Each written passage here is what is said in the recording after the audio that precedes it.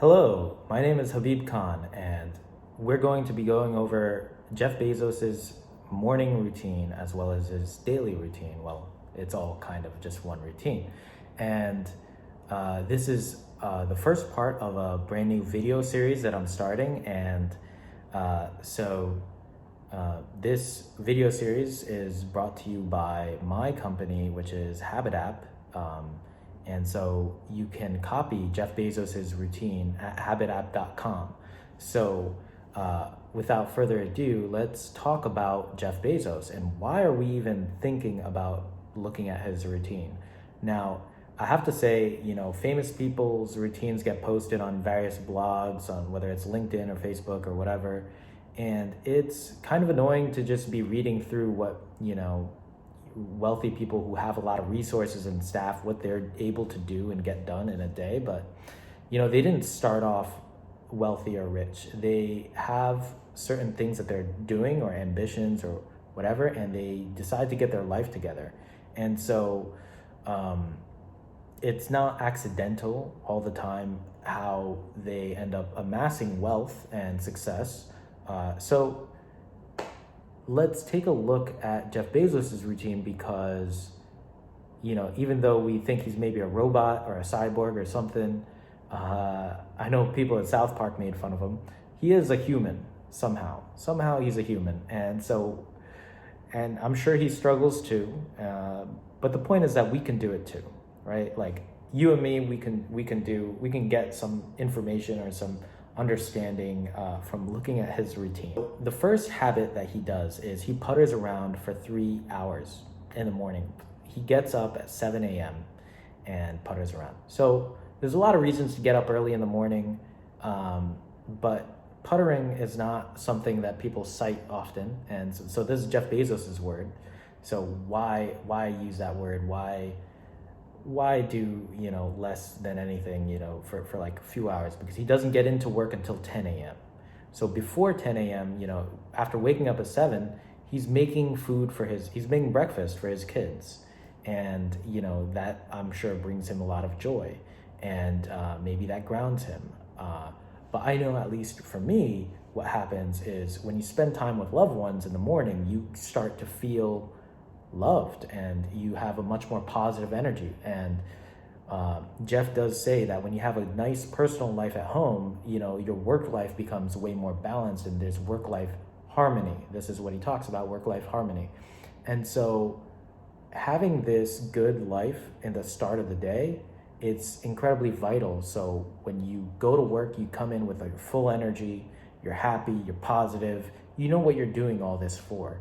The work is just part of the day, and spending time with loved ones is another important, vital part of your day. First thing in the morning, you hug your kids, what's better than that? And so Jeff does not skip any of that. So he putters around for the first 3 hours, and he does read the newspaper as well. So you can do your reading, you can do your learning in the beginning of the day. And for those of us who may get stuck in some kind of job, you take those first few hours for yourself, you can get yourself out of any trouble. So before you go to work, make sure you are dedicating some time for yourself. Anyway, so the second part of his routine is he goes to work, and he doesn't just mess around when he goes to work. He's doing the most important task when he gets in at 10 a.m. So Jeff is known for saying that as a high-performing executive, he's only counted on to make 3 high-quality decisions. Now, this is not everyone's schedule or burden. Maybe you have to make 10 or 20 decisions. Maybe you have a lot more going on. But the simple routine that Jeff Bezos has works for him because he's constructed his life in such a way that he only needs to make 3 very high-quality decisions. And it takes a lot of work to put your life into that mode. It doesn't happen accidentally because a lot of us have way more to worry about. So think of how you can make your life into such a way where you only have to make 3 decisions a day, 3 high quality decisions. And so he does his first most important decision in the first 2 hours of his work time. So from 10 a.m. to 12 p.m., he's doing the most important meeting, making the most important decision. And as it may make sense to you, finding out what is important isn't easy. What is the highest leverage thing to do? What is the most, what'll make you feel much better if you get done? It's usually a big momentous task. And so you can break it down and really make sure that you can get it done, get the thing done, make the decision, make it happen. And then when you go to lunch, and that's the third habit of his day, going to lunch, breaking for lunch. So that can be a reward. Breaking for lunch is your reward for making the most important decision. And then as he's doing 3 decisions a day, after lunch, he's doing his other 2 decisions, right?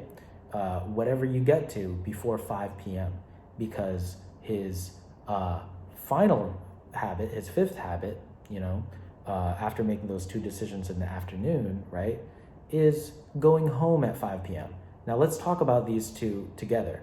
So after lunch, he's making 2 more decisions, high quality decisions. So the reason he's only making 2 more decisions rather than working till, like, let's say 10 p.m. instead of 5 p.m. is because the quality of those decisions goes down, and you don't know what's important if you're making way too many decisions, or you're working till 10. Chances are you're wasting energy. And so it's really important for us to really consider what is important to us, and prioritizing in that way. And that's what an executive is. These people have assistants and all that. So, but it's still something that we can use. I think we can use this even if you don't have an assistant. You can either be your own assistant or find someone who you can connect with, so you can identify what is important to you. What is the most important task? What are you doing? If you work at a company, you might have a team. So talking with them and figuring out what is important. This is, so in conclusion, identifying what is important is the hard part. His day is centered around not only puttering for the first 3 hours and spending significant time with his family after work, but he's also identifying what's important, however that happens. So there are a lot of scientific studies that prove that our downtime is vitally important to our productivity. And we all have enough time. Jeff is only spending 6 hours of his work making decisions, and it's not a lot of time. If you're able to turn yourself into the kind of executive mindset kind of person, if you're able to personify the executive, then you're able to make more important decisions and spend less time at work and more time with your family, your friends, doing your hobbies, and having a more fulfilling life. And as Jeff says, a work-life harmony. So you can copy his routine and stick to it at habitapp.com. We have his routine there, so you can create a free account and copy the Jeff Bezos template, and you won't want to miss the next video, because we're going to be continuing this series. This is the first video in our series, so if you like and subscribe, you'll be able to follow the next one. And next week we'll be doing Elon Musk. So we can break down these routines and habits of these billionaires and other famous people, just to see if we can glean something for our own life and not reinvent the wheel. So good luck to you in your self-transformation journey and whatever you're doing in this life. It doesn't have to be that big a deal, but is your life a big deal? Who knows? But anyway, till next time.